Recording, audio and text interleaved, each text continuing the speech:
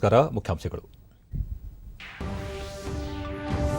Corona ನಿಯಂತ್ರಣಕ್ಕೆ ಕಟ್ಟುನಿಟ್ಟಿನ ಕ್ರಮ. ಬೆಂಗಳೂರು ಸೇರಿ 8 ನಗರಗಳಲ್ಲಿ ಇಂದಿನಿಂದ ರಾತ್ರಿ ಕರ್ಫ್ಯೂ ಜಾರಿ.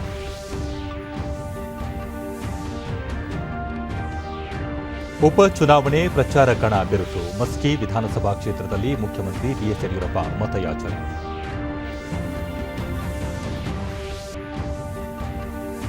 ರಾಜ್ಯ ರಸ್ತೆ ಸಾರಿಗೆ ನೌಕರರ ಮುಷ್ಕರ. 4ನೇ ದಿನವೂ ಸರ್ಕಾರಿ ಬಸ್ ಸೇವೆ ವ್ಯತ್ಯಯ. ಧರಣಿ ಕೈಬಿಟ್ಟು ಸೇವೆಗೆ ಮರಳುವಂತೆ ಮುಖ್ಯಮಂತ್ರಿ ಸೂಚನೆ.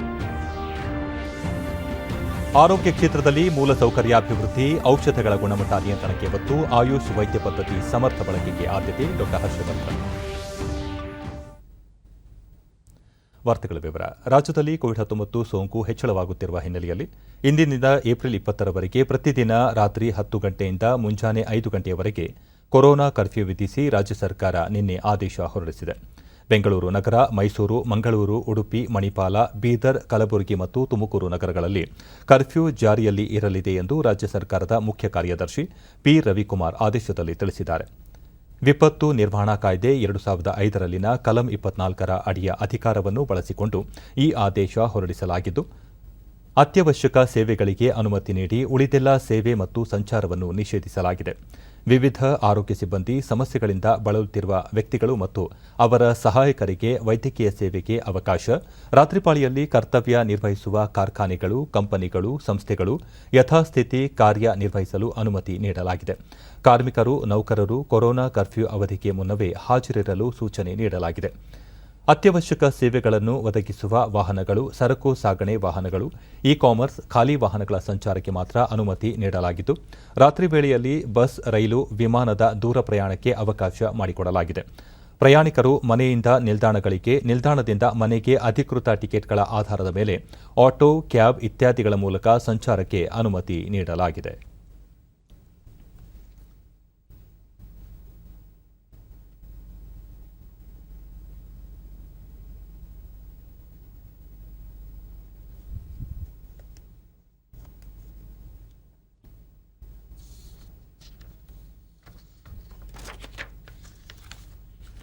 ಇಂದಿನಿಂದ ಏಪ್ರಿಲ್ 20ರವರೆಗೂ ಪ್ರತಿದಿನ ರಾತ್ರಿ 10ರಿಂದ ಬೆಳಗ್ಗೆ 5 ಗಂಟೆಯವರೆಗೂ ಬೆಂಗಳೂರು ನಗರದಲ್ಲಿ ಸೆಕ್ಷನ್ 144 ಜಾರಿಯಲ್ಲಿರಲಿದ್ದು, ತುರ್ತು ಸೇವೆಗೆ ಮಾತ್ರ ಅವಕಾಶ ಕಲ್ಪಿಸಲಾಗಿದೆ.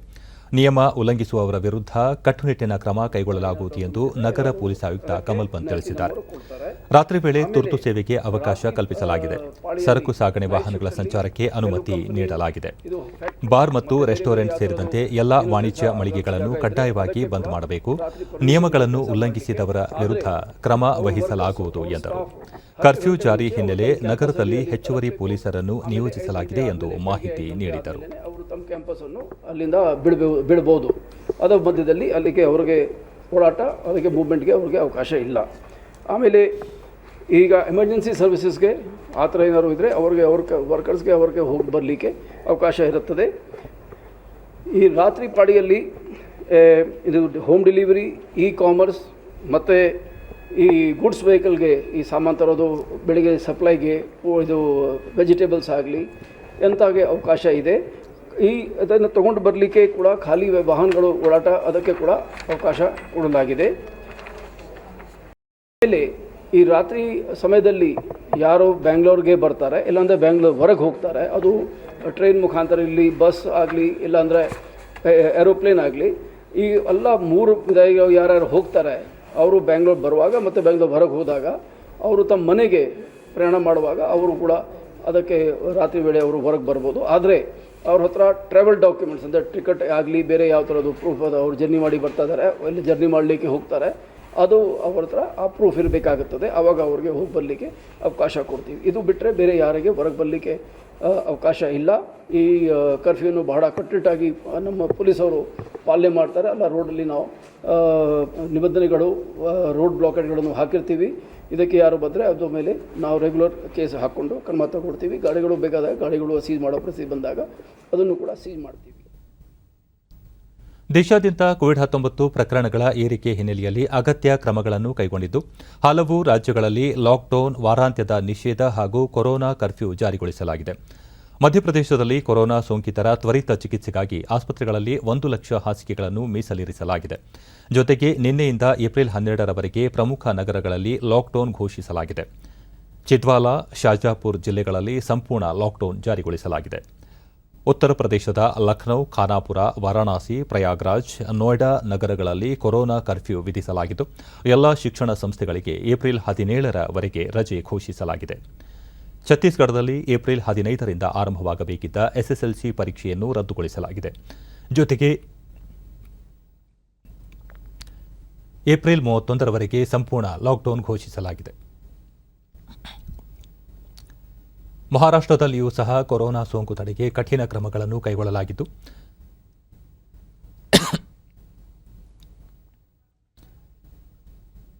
ಮುಂಬೈನಲ್ಲಿ ವಾರಾಂತ್ಯದ ಲಾಕ್ಡೌನ್ ಘೋಷಿಸಲಾಗಿದೆ. ಜೊತೆಗೆ ಪಂಜಾಬ್, ಜಮ್ಮು ಕಾಶ್ಮೀರ ಹಾಗೂ ಒಡಿಶಾ ರಾಜ್ಯಗಳಲ್ಲೂ ಸಹ ಕೊರೋನಾ ಕರ್ಫ್ಯೂ ಜಾರಿಗೊಳಿಸಲಾಗಿದೆ.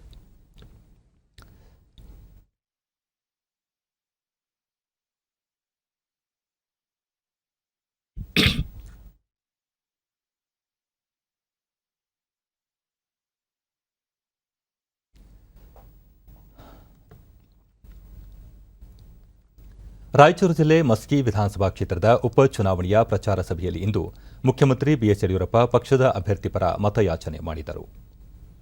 ರಾಜ್ಯ ಬಿಜೆಪಿ ಉಸ್ತುವಾರಿ ಅರುಣ್ ಸಿಂಗ್, ರಾಷ್ಟ್ರೀಯ ಕಾರ್ಯದರ್ಶಿ ಸಿಟಿ ರವಿ, ಸಚಿವರಾದ ಬಿ ಶ್ರೀರಾಮುಲು, ಆನಂದ್ ಸಿಂಗ್, ಬಿಸಿ ಪಾಟೀಲ್, ಶಿವರಾಮ್ ಹೆಬ್ಬಾರ್, ಎಸ್ಟಿ ಸೋಮಶೇಖರ್, ಸಂಸದ ಸಂಗಣ್ಣ ಕರಡಿ ಮತ್ತಿತರರು ಭಾಗಿಯಾದರು.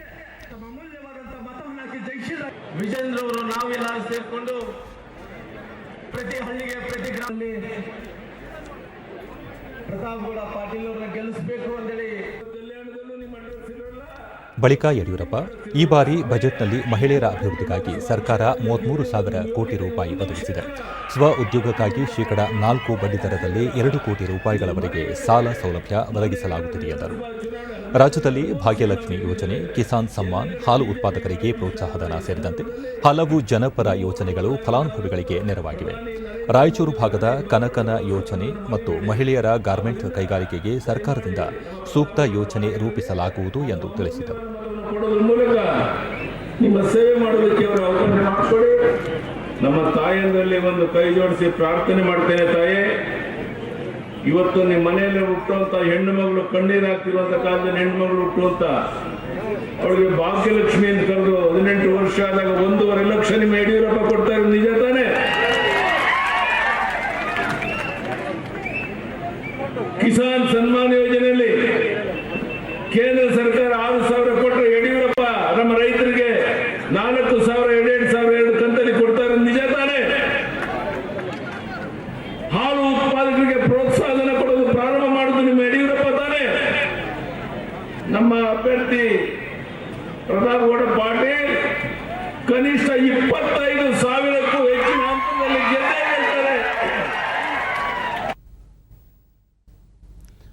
ರಾಜ್ಯ ರಸ್ತೆ ಸಾರಿಗೆ ನೌಕರರು ಕೂಡಲೇ ಪ್ರತಿಭಟನೆಯನ್ನು ಹಿಂಪಡೆದು ಕೆಲಸಕ್ಕೆ ಹಾಜರಾಗುವಂತೆ ಮುಖ್ಯಮಂತ್ರಿ ಬಿಎಸ್ ಯಡಿಯೂರಪ್ಪ ಬೆಂಗಳೂರಿನಲ್ಲಿ ನಿನ್ನೆ ಮನವಿ ಮಾಡಿದ್ದಾರೆ. ಸುದ್ದಿಗಾರರೊಂದಿಗೆ ಅವರು, ಕೋವಿಡ್-19 ಸಂದಿಗ್ಧತೆಯಲ್ಲಿಯೂ 2,300 ಕೋಟಿ ರೂಪಾಯಿ ಹಣವನ್ನು ರಾಜ್ಯ ಸರ್ಕಾರ ವೇತನವಾಗಿ ವಿವಿಧ ಸಾರಿಗೆ ನಿಗಮಗಳಿಗೆ ಒದಗಿಸಿದೆ. ಯೋಜನೇತರ ವೆಚ್ಚಗಳಿಗೆ ಆಯವ್ಯಯದ ಶೇಕಡಾ 85ರಷ್ಟು ಹಣ ಬಳಕೆಯಾಗುತ್ತಿದೆ ಎಂದರು. ಈಗಾಗಲೇ ಸಾರಿಗೆ ನೌಕರರ 9 ಬೇಡಿಕೆಗಳಲ್ಲಿ 8 ಬೇಡಿಕೆಗಳನ್ನು ಸರ್ಕಾರ ಈಡೇರಿಸಿದೆ. ಈ ಸಂಬಂಧ ಯಾವುದೇ ಸಂದೇಹವಿದ್ದರೂ ಅದನ್ನು ಸರ್ಕಾರ ಪರಿಹರಿಸಲು ಸಿದ್ಧವಿದೆ. ಆದರೆ ನೌಕರರು ತಮ್ಮ ಬೇಡಿಕೆಗಳನ್ನು ಮುಂದಿಟ್ಟುಕೊಂಡು ಸಾರ್ವಜನಿಕರು ತೊಂದರೆಗೊಳಗಾಗುವಂತೆ ಮಾಡುವುದು ಸರಿಯಲ್ಲ ಎಂದರು. ಶೇಕಡಾ ಆದಾಯದಲ್ಲಿ 85 ಭಾಗ ಸರ್ಕಾರಿ ನೌಕರರಿಗೆ ಸಂಬಳ,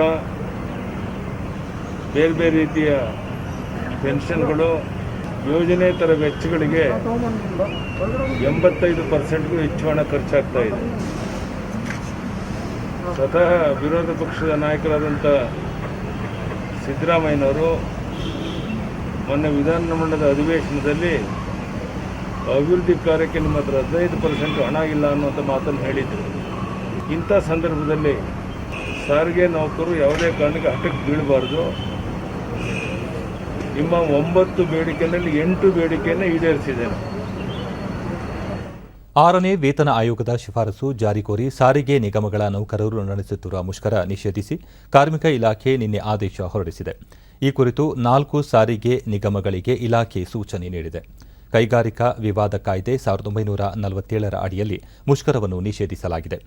ಆದರೆ ತಮ್ಮ ಪಟ್ಟು ಬಿಡದ ನೌಕರರು 4ನೇ ದಿನವಾದ ಇಂದು ಕೂಡ ಮುಷ್ಕರ ಮುಂದುವರೆಸಿದ್ದಾರೆ. ಬೆಂಗಳೂರಿನಲ್ಲಿ ನಗರ ಸಾರಿಗೆ ಬಸ್ಗಳ ಸಂಚಾರವಿಲ್ಲದ ಕಾರಣ ಪ್ರಯಾಣಿಕರು ಆಟೋ, ಕ್ಯಾಬ್ ಹಾಗೂ ಸ್ವಂತ ವಾಹನಗಳ ಮೊರೆ ಹೋಗಿದ್ದಾರೆ. ನಗರದ ಯಶವಂತಪುರ, ಶಾಂತಿನಗರ, ಸ್ಯಾಟಲೈಟ್ ಬಸ್ ನಿಲ್ದಾಣ, ಶಿವಾಜಿನಗರ ಬಸ್ ನಿಲ್ದಾಣ ಸೇರಿದಂತೆ ಹಲವು ಡಿಪೋಗಳಲ್ಲಿ ಬಸ್ಗಳನ್ನು ನಿಲುಗಡೆ ಮಾಡಲಾಗಿದೆ. ಈ ನಡುವೆ ಸಾರಿಗೆ ನೌಕರರ ಮುಷ್ಕರದ ಹಿನ್ನೆಲೆಯಲ್ಲಿ ಚಾಲಕ ಕಮ್ ನಿರ್ವಾಹಕ ಹುದ್ದೆಗಳಿಗೆ ಅರ್ಜಿ ಸಲ್ಲಿಸಿ ಚಾಲನಾ ಪರೀಕ್ಷೆಯಲ್ಲಿ 40ಕ್ಕಿಂತ ಹೆಚ್ಚು ಅಂಕ ಪಡೆದು ಆಯ್ಕೆಯಾಗದಿರುವ ಅಭ್ಯರ್ಥಿಗಳನ್ನು ತಾತ್ಕಾಲಿಕವಾಗಿ ಬಳಸಿಕೊಳ್ಳಲು ರಾಜ್ಯ ರಸ್ತೆ ಸಾರಿಗೆ ನಿಗಮ ಮುಂದಾಗಿದೆ. ಈ ಅಭ್ಯರ್ಥಿಗಳಿಗೆ ಪ್ರತಿದಿನದ ಕರ್ತವ್ಯಕ್ಕೆ ಚಾಲಕರಿಗೆ ₹600 ಹಾಗೂ ನಿರ್ವಾಹಕರಿಗೆ ₹500 ದಿನಗೂಲಿ ನೀಡಲು ನಿರ್ಧರಿಸಲಾಗಿದ್ದು, ವಾರದ ರಜೆ ಹೊರತುಪಡಿಸಿ ಯಾವುದೇ ಸೌಲಭ್ಯಗಳು ಇರುವುದಿಲ್ಲ ಎಂದು ಆದೇಶದಲ್ಲಿ ತಿಳಿಸಲಾಗಿದೆ.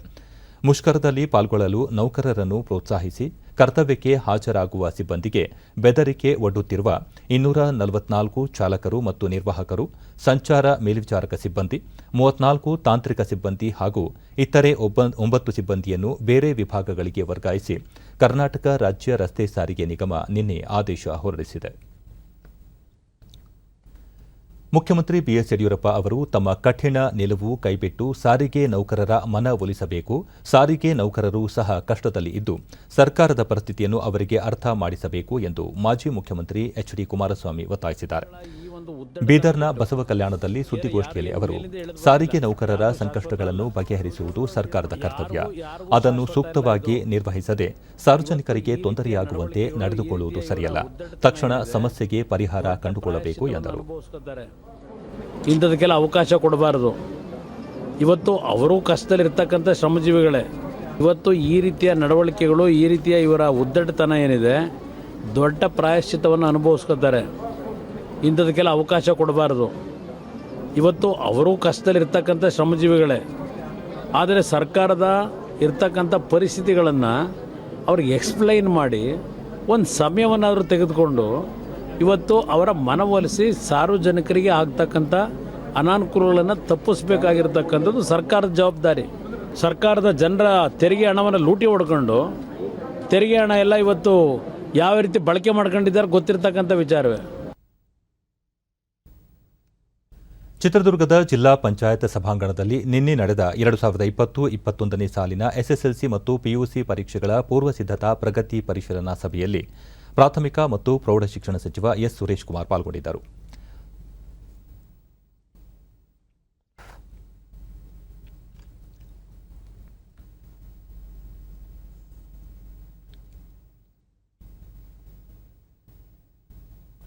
ನಂತರ ಸುರೇಶ್ ಕುಮಾರ್, ಪರೀಕ್ಷೆ ನಡೆಸುವುದು ಶಿಕ್ಷಣ ಇಲಾಖೆಗೆ ಪ್ರತಿಷ್ಠೆಯ ಸಂಗತಿಯಾಗಿರದೆ ಮಕ್ಕಳ ಶೈಕ್ಷಣಿಕ ಭವಿಷ್ಯಕ್ಕಾಗಿ ಇಲಾಖೆಯ ಅಗತ್ಯ ಕ್ರಮವಾಗಿದೆ ಎಂದರು.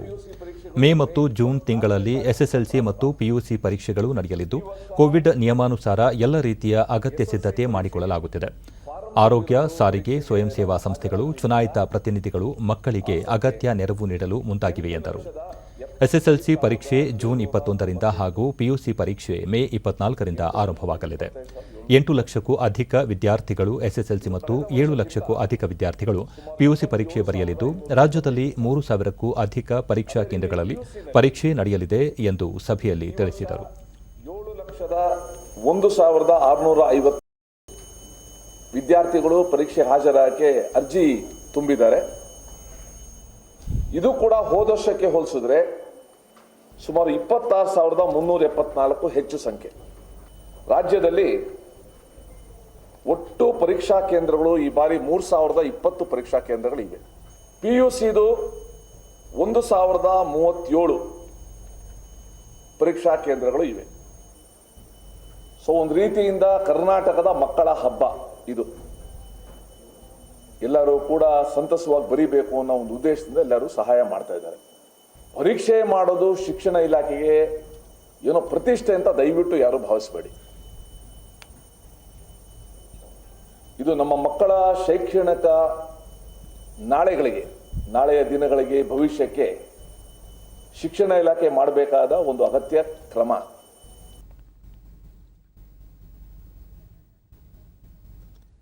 ಆಧುನಿಕ ವೈದ್ಯ ಪದ್ಧತಿಯ ಜೊತೆ ಏಕೀಕರಣದೊಂದಿಗೆ ದೇಶದ ಆರೋಗ್ಯ ಆರೈಕೆಯ ಅಗತ್ಯಗಳನ್ನು ಪೂರೈಸುವಲ್ಲಿ ಹೋಮಿಯೋಪತಿ ಪ್ರಮುಖ ಪಾತ್ರ ವಹಿಸುತ್ತಿದೆ ಎಂದು ಆರೋಗ್ಯ ಮತ್ತು ಕುಟುಂಬ ಕಲ್ಯಾಣ ಸಚಿವ ಡಾ ಹರ್ಷವರ್ಧನ್ ಅಭಿಪ್ರಾಯಪಟ್ಟಿದ್ದಾರೆ. ದೆಹಲಿಯಲ್ಲಿ ಇಂದು ಹೋಮಿಯೋಪತಿ ಏಕೀಕೃತ ವೈದ್ಯಕೀಯ ಕುರಿತ ಸಮಾವೇಶ ಉದ್ದೇಶಿಸಿ ಅವರು, ವ್ಯಾಪಕವಾಗಿ ಜನಪ್ರಿಯವಾಗಿರುವ ಹೋಮಿಯೋಪತಿ ಒಂದು ವೈದ್ಯ ಪದ್ಧತಿಯಾಗಿ ವ್ಯವಸ್ಥಿತ ಮತ್ತು ಸಮಗ್ರ ಸಂಶೋಧನೆಯ ಆಧಾರದ ಮೇಲೆ ಪ್ರಗತಿ ಸಾಧಿಸುತ್ತಿದೆ ಎಂದು ಸಂತೃಪ್ತಿ ವ್ಯಕ್ತಪಡಿಸಿದರು.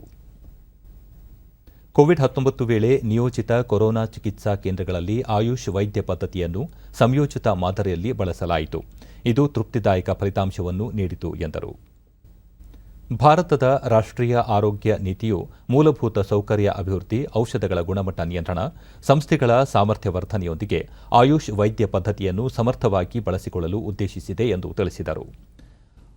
ಆಯುಷ್ ಸಚಿವಾಲಯದ ಅಡಿಯಲ್ಲಿ ಬರುವ ಹೋಮಿಯೋಪತಿ ಕುರಿತ ಕೇಂದ್ರೀಯ ಸಂಶೋಧನಾ ಮಂಡಳಿ 2 ದಿನಗಳ ಹೋಮಿಯೋಪತಿ ಸಮಾವೇಶ ಆಯೋಜಿಸಿದೆ.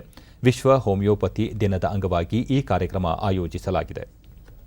Intervention of the Ministry of Health and Family Welfare and Ministry of Ayush, use of Ayush systems of medicine was permitted for COVID-19 in an integrated manner in designated COVID treatment centers, and this has in turn provided encouraging results. Web portal की भी शुरुआत की गई जो भविष्य में ವಿಶ್ವಾದ್ಯಂತ COVID-19 ಲಸಿಕೆ ವಿತರಣೆಯಲ್ಲಿ ಆಘಾತಕಾರಿ ಅಸಮತೋಲನ ಉಂಟಾಗಿದೆ ಎಂದು ವಿಶ್ವ ಆರೋಗ್ಯ ಸಂಸ್ಥೆ ಕಳವಳ ವ್ಯಕ್ತಪಡಿಸಿದೆ. ಹಲವು ದೇಶಗಳಲ್ಲಿ ಆರೋಗ್ಯ ಕಾರ್ಯಕರ್ತರು ಮತ್ತು ಸೋಂಕಿನ ಅಪಾಯವಿರುವ ಜನರಿಗೆ ಲಸಿಕೆ ದೊರೆಯುತ್ತಿಲ್ಲ. ಅವರಿಗೆ ಅಗತ್ಯ ಪ್ರಮಾಣದಲ್ಲಿ ಲಸಿಕೆ ಪೂರೈಕೆಯಾಗುತ್ತಿಲ್ಲ. ಇದು ಅತ್ಯಂತ ಗಂಭೀರ ಪರಿಸ್ಥಿತಿ ಎಂದು ವಿಶ್ವ ಆರೋಗ್ಯ ಸಂಸ್ಥೆ ಪ್ರಧಾನ ನಿರ್ದೇಶಕ ಟೆಡ್ರೋಸ್ ಅಧಾನೋಮ್ ಹೇಳಿದ್ದಾರೆ. ದೇಶದಲ್ಲಿ ಹೊಸ ಕೊರೋನಾ ಸೋಂಕು ಪ್ರಕರಣಗಳಲ್ಲಿ ತೀವ್ರ ಏರಿಕೆ ಆಗುತ್ತಿದ್ದು, ನಿನ್ನೆ 1,45,000 ಪ್ರಕರಣಗಳು ವರದಿಯಾಗಿವೆ. ಇದರೊಂದಿಗೆ ದೇಶದಲ್ಲಿ ಒಟ್ಟು ಪ್ರಕರಣಗಳ ಸಂಖ್ಯೆ 1,32,00,000 ದಾಟಿದೆ. ಇದೇ ಅವಧಿಯಲ್ಲಿ 77,000 ಜನರು ಗುಣಮುಖರಾಗಿ ಆಸ್ಪತ್ರೆಯಿಂದ ಬಿಡುಗಡೆಯಾಗಿದ್ದರೆ 794 ಮಂದಿ ಸಾವಿಗೀಡಾಗಿದ್ದಾರೆ. ಮಹಾರಾಷ್ಟ್ರ, ಛತ್ತೀಸ್ಗಢ, ಉತ್ತರ ಪ್ರದೇಶ, ದೆಹಲಿ, ಕರ್ನಾಟಕ, ಕೇರಳ, ಮಧ್ಯಪ್ರದೇಶ, ತಮಿಳುನಾಡು, ಗುಜರಾತ್ ಮತ್ತು ರಾಜಸ್ಥಾನಗಳಲ್ಲಿ ಸೋಂಕು ಹೆಚ್ಚಾಗುತ್ತಿದ್ದು, 83%ಕ್ಕಿಂತ ಹೆಚ್ಚು ಪ್ರಕರಣಗಳು ವರದಿಯಾಗಿವೆ. ಕೊರೋನಾ ನಿಯಂತ್ರಣದ ಮಾರ್ಗೋಪಾಯಗಳ ಬಗ್ಗೆ ಚರ್ಚಿಸಲು ಮುಖ್ಯಮಂತ್ರಿ ಉದ್ದವ್ ಠಾಕ್ರೆ ಇಂದು ಸಂಜೆ ಸರ್ವಪಕ್ಷ ಸಭೆ ಕರೆದಿದ್ದಾರೆ. ಮಹಾರಾಷ್ಟ್ರವೊಂದರಲ್ಲೇ ನಿನ್ನೆ 58,993 ಹೊಸ ಪ್ರಕರಣಗಳು ವರದಿಯಾಗಿದ್ದು, ಕೊರೋನಾ ಸೋಂಕಿನ ಪ್ರಕರಣಗಳ ಒಟ್ಟು ಸಂಖ್ಯೆ 32,88,540 ತಲುಪಿದೆ. ಛತ್ತೀಸ್ಗಢದಲ್ಲಿ ನಿನ್ನೆ 11,400 ಹೊಸ ಕೋವಿಡ್ ಸೋಂಕಿನ ಪ್ರಕರಣ ದೃಢಪಟ್ಟಿದ್ದು, ಒಟ್ಟು ಸೋಂಕಿತರ ಸಂಖ್ಯೆ 4,18,000 ದಾಟಿದೆ. ಕೋವಿಡ್ ಹೆಚ್ಚಳ ಹಿನ್ನೆಲೆಯಲ್ಲಿ ಛತ್ತೀಸ್ಗಢದ 8 ಜಿಲ್ಲೆಗಳಲ್ಲಿ ಸಂಪೂರ್ಣ ಲಾಕ್ಡೌನ್ ವಿಧಿಸಲಾಗಿದೆ. ರಾಜಸ್ಥಾನದಲ್ಲಿ ಕೂಡ ಕೋವಿಡ್ ಪ್ರಕರಣಗಳ ಸಂಖ್ಯೆ ಹೆಚ್ಚಳದ ಹಿನ್ನೆಲೆಯಲ್ಲಿ ಸಾಂಕ್ರಾಮಿಕವನ್ನು ನಿಯಂತ್ರಿಸಲು ಇಂದಿನಿಂದ ಜೈಪುರ ಸೇರಿದಂತೆ 9 ನಗರಗಳಲ್ಲಿ ರಾತ್ರಿ ಕರ್ಫ್ಯೂ ವಿಧಿಸಲಾಗಿದೆ. ನಿನ್ನೆ ರಾಜ್ಯದಲ್ಲಿ 3,970 ಹೊಸ ಕೋವಿಡ್ ಪ್ರಕರಣ ವರದಿಯಾಗಿತ್ತು. ಕರ್ನಾಟಕದಲ್ಲಿ ಕೂಡ ರಾಜಧಾನಿ ಬೆಂಗಳೂರು ಸೇರಿದಂತೆ 8 ನಗರಗಳಲ್ಲಿ ಇಂದಿನಿಂದ ರಾತ್ರಿ ಕರ್ಫ್ಯೂ ಜಾರಿಯಾಗುತ್ತಿದೆ.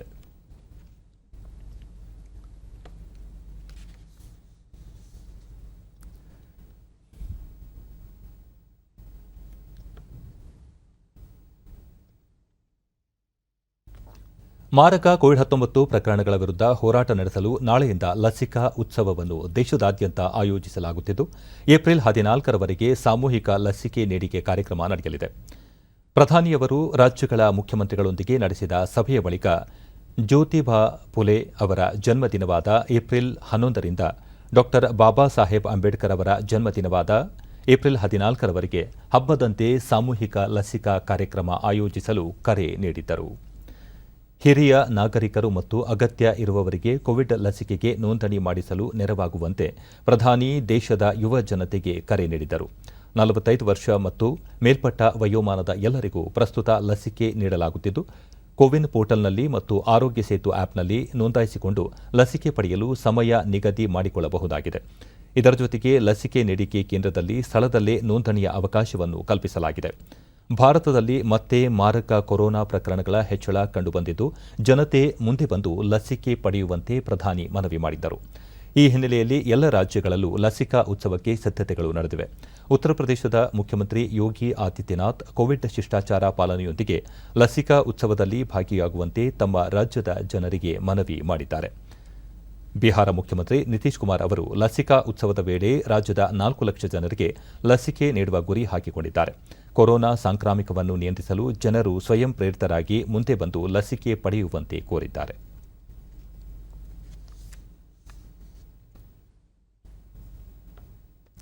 ದೇಶದಲ್ಲಿ ಕೋವಿಡ್ ಲಸಿಕಾ ಅಭಿಯಾನ ಜಾರಿಗೊಂಡ ನಂತರ ಇದುವರೆಗೆ ಒಟ್ಟು 9 ಕೋಟಿಗೂ ಅಧಿಕ ಮಂದಿಗೆ ಲಸಿಕೆ ನೀಡಲಾಗಿದೆ. ಇದರೊಂದಿಗೆ ವಿಶ್ವದ ಅತಿದೊಡ್ಡ ಈ ಲಸಿಕಾ ಅಭಿಯಾನದಲ್ಲಿ ಭಾರತ ಹೊಸ ಮೈಲುಗಲ್ಲು ಸ್ಥಾಪಿಸಿದಂತಾಗಿದೆ. ಇದುವರೆಗೆ ಒಟ್ಟು 9,80,75,160 ಮಂದಿಗೆ ಲಸಿಕೆ ನೀಡಲಾಗಿದೆ ಎಂದು ಕೇಂದ್ರ ಆರೋಗ್ಯ ಸಚಿವಾಲಯ ತಿಳಿಸಿದೆ. ನಿನ್ನೆ ಒಂದೇ ದಿನ 32,16,000 ಮಂದಿಗೆ ಲಸಿಕೆ ನೀಡಲಾಗಿದೆ. ಈ ಪೈಕಿ 8,55,75,980 ಮಂದಿ ಮೊದಲ ಡೋಸ್ ಲಸಿಕೆ ಪಡೆದುಕೊಂಡಿದ್ದಾರೆ. 1,22,92,95,065 ಮಂದಿ ಎರಡನೇ ಡೋಸ್ ಲಸಿಕೆ ತೆಗೆದುಕೊಂಡಿದ್ದಾರೆ ಎಂದು ಸಚಿವಾಲಯ ಹೇಳಿದೆ. 60 ವರ್ಷ ಮೇಲ್ಪಟ್ಟ ಸುಮಾರು 3,85,00,000 ಫಲಾನುಭವಿಗಳು ಮೊದಲ ಡೋಸ್ ಪಡೆದಿದ್ದರೆ 15,80,000 ಫಲಾನುಭವಿಗಳು ಎರಡನೇ ಹಂತದ ಲಸಿಕೆ ಪಡೆದುಕೊಂಡಿದ್ದಾರೆ ಎಂದು ತಿಳಿಸಿದೆ.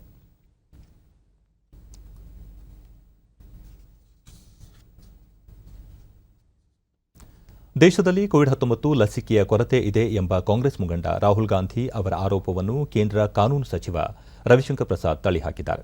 ಭಾರತದಲ್ಲಿ ಕೊರೋನಾ ಲಸಿಕೆ ಕೊರತೆ ಎದುರಾಗಿಲ್ಲ. ಕೋವಿಡ್ ಸೋಂಕು ಕೇವಲ ಲಸಿಕೆಯಿಂದಷ್ಟೇ ನಿವಾರಣೆಯಾಗುವುದಿಲ್ಲ. ಇದಕ್ಕೆ ಅಗತ್ಯ ತಪಾಸಣೆ, ಸಂಪರ್ಕ ಪತ್ತೆ ಮತ್ತು ಚಿಕಿತ್ಸೆ ಒದಗಿಸುವ ಅಗತ್ಯವಿದೆ. ಸರ್ಕಾರ ಈ ನಿಟ್ಟಿನಲ್ಲಿ ಕಾರ್ಯೋನ್ಮುಖವಾಗಿದೆ ಎಂದು ಸ್ಪಷ್ಟನೆ ನೀಡಿದ್ದಾರೆ. ಆದರೆ ಕಾಂಗ್ರೆಸ್ ಆಡಳಿತವಿರುವ ರಾಜ್ಯಗಳಲ್ಲಿ ಕೋವಿಡ್ ನಿಯಂತ್ರಣ ಕ್ರಮಗಳು ಸಮರ್ಪಕವಾಗಿಲ್ಲ ಎಂದು ಆರೋಪಿಸಿದರು.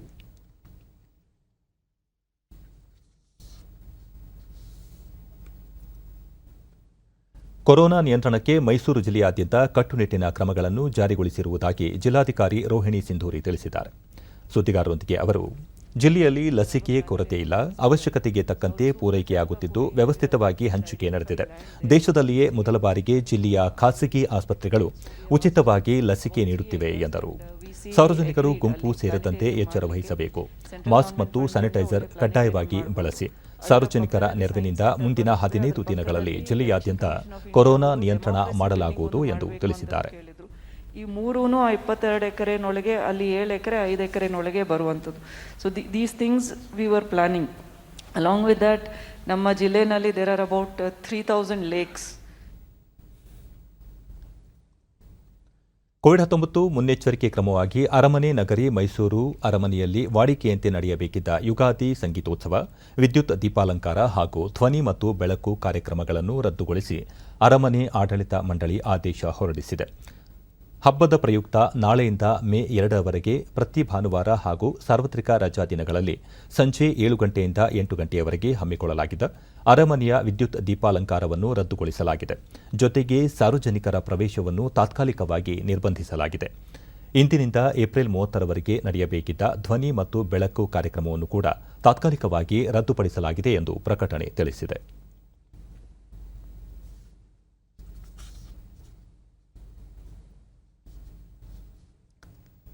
ನೀತಿ ಆಯೋಗ ಭಾರತದಲ್ಲಿ ಆನ್ಲೈನ್ ವಿವಾದ ಪರಿಹಾರ ಕುರಿತ ಕೈಪಿಡಿಯೊಂದನ್ನು ಇಂದು ಬಿಡುಗಡೆಗೊಳಿಸಲಿದೆ. ಇದು ಆನ್ಲೈನ್ ವಿವಾದಗಳನ್ನು ನ್ಯಾಯಾಲಯದ ಹೊರಗೆ ಪರಿಹರಿಸಿಕೊಳ್ಳುವ ಮಾರ್ಗಸೂಚಿಗಳನ್ನು ಒಳಗೊಂಡಿದೆ. ವಿಶೇಷವಾಗಿ ಸಣ್ಣ ಮತ್ತು ಮಧ್ಯಮ ಪ್ರಮಾಣದ ಪ್ರಕರಣಗಳನ್ನು ಡಿಜಿಟಲ್ ತಂತ್ರಜ್ಞಾನ ಮತ್ತು ಪರ್ಯಾಯ ವಿವಾದ ಪರಿಹಾರ ತಂತ್ರಗಳಾದ ಮಧ್ಯಸ್ಥಿಕೆ, ಸಂಧಾನದಂತಹ ವಿಧಾನಗಳ ಮೂಲಕ ಬಗೆಹರಿಸಿಕೊಳ್ಳುವ ಮಾಹಿತಿ ನೀಡುವುದು ಈ ಕೈಪಿಡಿಯ ಉದ್ದೇಶವಾಗಿದೆ. ನ್ಯಾಯಮೂರ್ತಿ ಡಿವೈ ಚಂದ್ರಚೂಡ್ ಈ ಕೈಪಿಡಿಯನ್ನು ಬಿಡುಗಡೆಗೊಳಿಸಲಿದ್ದು ತಮ್ಮ ಅಭಿಪ್ರಾಯ ಹಂಚಿಕೊಳ್ಳಲಿದ್ದಾರೆ.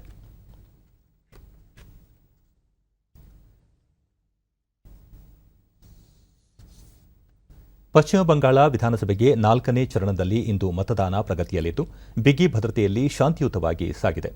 5 ಜಿಲ್ಲೆಗಳ 44 ಕ್ಷೇತ್ರಗಳಲ್ಲಿ ಬೆಳಗ್ಗೆ 7 ಗಂಟೆಯಿಂದಲೇ ಮತದಾನ ಆರಂಭಗೊಂಡಿದ್ದು 1,15,00,000ಕ್ಕೂ ಹೆಚ್ಚು ಮತದಾರರು ಈ ಹಂತದಲ್ಲಿ ಕಣದಲ್ಲಿರುವ 373 ಅಭ್ಯರ್ಥಿಗಳ ರಾಜಕೀಯ ಭವಿಷ್ಯವನ್ನು ನಿರ್ಧರಿಸಲಿದ್ದಾರೆ.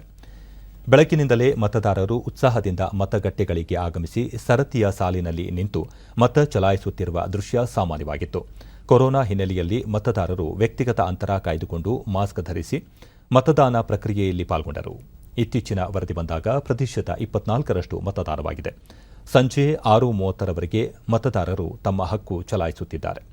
ಕೋವಿಡ್ ಸಾಂಕ್ರಾಮಿಕದ ಹಿನ್ನೆಲೆಯಲ್ಲಿ ಮತಗಟ್ಟೆಗಳಲ್ಲಿ ನೈರ್ಮಲ್ಯ ಕಾರ್ಯವನ್ನು ಮಾಡಲಾಗಿದ್ದು ಆಶಾ ಕಾರ್ಯಕರ್ತೆಯರು ಪ್ರತಿಯೊಬ್ಬ ಮತದಾರರ ಥರ್ಮಲ್ ಸ್ಕ್ಯಾನಿಂಗ್ ಮಾಡುತ್ತಿದ್ದಾರೆ. ಪ್ರತಿ ಮತ ಕೇಂದ್ರದಲ್ಲಿ ಮತದಾರರ ಸಂಖ್ಯೆಯನ್ನು 1,000ಕ್ಕೆ ಸೀಮಿತಗೊಳಿಸಲಾಗಿದೆ. ರಾಜ್ಯದ ಜನತೆಗೆ ಹೆಚ್ಚಿನ ಸಂಖ್ಯೆಯಲ್ಲಿ ಮತ ಚಲಾಯಿಸುವಂತೆ ಪ್ರಧಾನಿ ನರೇಂದ್ರ ಮೋದಿ ಮನವಿ ಮಾಡಿದ್ದಾರೆ.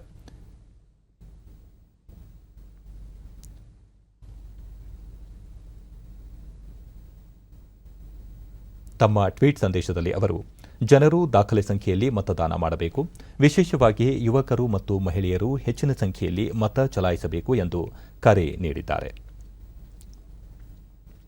ಪಶ್ಚಿಮ ಬಂಗಾಳದಲ್ಲಿ 5ನೇ ಹಂತದ ಚುನಾವಣೆಗೆ ಪ್ರಚಾರ ಭರದಿಂದ ಸಾಗಿದೆ. ಮತದಾರರನ್ನು ಸೆಳೆಯಲು ಎಲ್ಲ ರಾಜಕೀಯ ಪಕ್ಷಗಳು ಬಹಿರಂಗ ಪ್ರಚಾರ, ಮನೆ ಮನೆ ಪ್ರಚಾರ ನಡೆಸುತ್ತಿವೆ.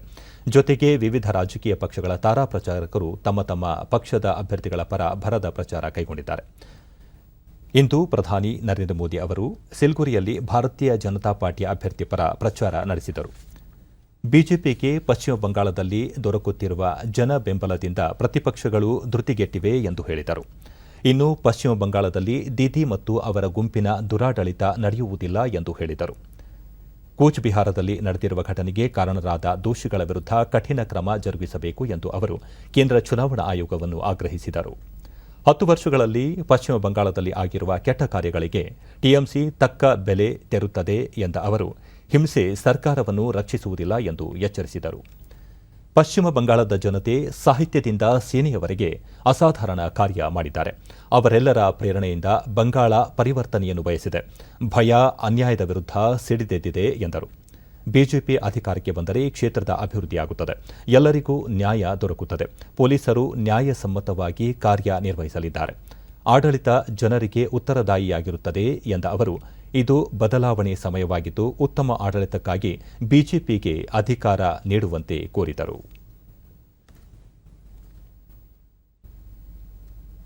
बिहार में जो हुआ उसके दोषियों पर सख्त से सख्त कार्रवाई हो और दीदी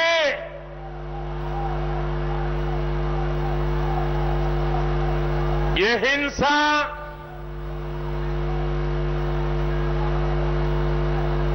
लोगों को सुरक्षा बलों पर आक्रमण करने के लिए उकसाने के तरीके, चुनाव प्रक्रिया में रोड़े अटकाने के तरीके, दीदी आपको नहीं बचा पाएंगे। आपके 10 साल के कुकर्मों से ये हिंसा आपकी रक्षा नहीं कर सकती है। साथियों, यहां से निकली संतानों ने साहित्य से लेकर सेना तक सभी को मजबूत किया है।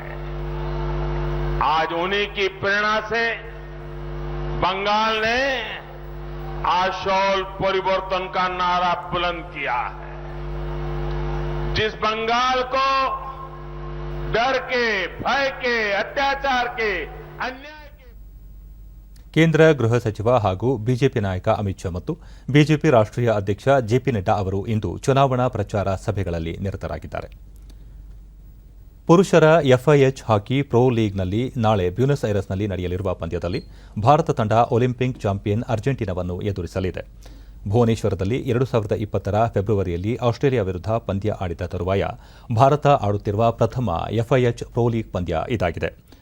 ಎಫ್ಐಎಚ್ ಪ್ರೊ ಲೀಗ್ನಲ್ಲಿ ಭಾರತ ಈವರೆಗೆ 6 ಪಂದ್ಯಗಳನ್ನು ಆಡಿದ್ದು 2ರಲ್ಲಿ ಜಯ ಸಾಧಿಸಿದ್ದು 10 ಅಂಕಗಳೊಂದಿಗೆ ಪ್ರಸ್ತುತ 5ನೇ ಸ್ಥಾನದಲ್ಲಿ ಇದೆ.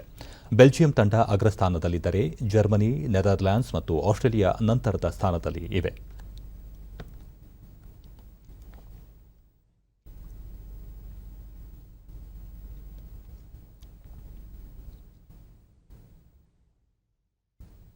ಕೊನೆಯಲ್ಲಿ ಮತ್ತೊಮ್ಮೆ ಮುಖ್ಯಾಂಶಗಳು. ಕೊರೋನಾ ನಿಯಂತ್ರಣಕ್ಕೆ ಕಟ್ಟುನಿಟ್ಟಿನ ಕ್ರಮ, ಬೆಂಗಳೂರು ಸೇರಿ 8 ನಗರಗಳಲ್ಲಿ ಇಂದಿನಿಂದ ರಾತ್ರಿ ಕರ್ಫ್ಯೂ ಜಾರಿ. ಉಪ ಚುನಾವಣೆ ಪ್ರಚಾರ ಕಣ ಬಿರುಸು, ಮಸ್ಕಿ ವಿಧಾನಸಭಾ ಕ್ಷೇತ್ರದಲ್ಲಿ ಮುಖ್ಯಮಂತ್ರಿ ಬಿಎಸ್ ಯಡಿಯೂರಪ್ಪ ಮತಯಾಚನೆ.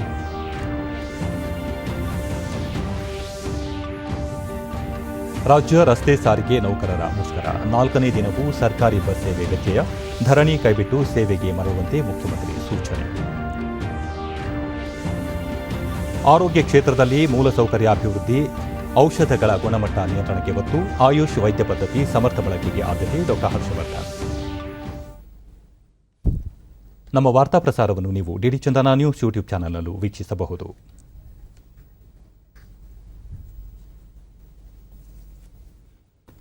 ವೀಕ್ಷಕರೇ, ಈಗ ನಾನು ಸ್ಟುಡಿಯೋದಿಂದ ತೆರಳುತ್ತಿರುವ ಕಾರಣ ಮಾಸ್ಕ್ ಧರಿಸುತ್ತಿದ್ದೇನೆ. ನೀವು ಸಹ ಮನೆಯಿಂದ ಹೊರ ಹೋಗುವ ಮುನ್ನ ಸರಿಯಾದ ಕ್ರಮದಲ್ಲಿ ತಪ್ಪದೆ ಮಾಸ್ಕ್ ಧರಿಸಿ. ವ್ಯಕ್ತಿಗತ ಅಂತರ ಕಾಪಾಡಿಕೊಳ್ಳುವುದರೊಂದಿಗೆ ನೀವು ಸುರಕ್ಷಿತವಾಗಿರಿ, ನಿಮ್ಮವರನ್ನು ಸುರಕ್ಷಿತವಾಗಿರಿಸಿ. ನೈರ್ಮಲ್ಯಕ್ಕೆ ಆದ್ಯತೆ ನೀಡುವುದರ ಜೊತೆಗೆ ಸೋಂಕು ತಡೆಗೆ 45 ವರ್ಷ ಮೇಲ್ಪಟ್ಟ ಎಲ್ಲರೂ ಕೋವಿಡ್-19 ಲಸಿಕೆ ಪಡೆಯಿರಿ. ನಮ್ಮ ಮುಂದಿನ ವಾರ್ತಾ ಪ್ರಸಾರ ಸಂಜೆ 7 ಗಂಟೆಗೆ ಡಿಡಿ ಚಂದನದಲ್ಲಿ. ನಮಸ್ಕಾರ.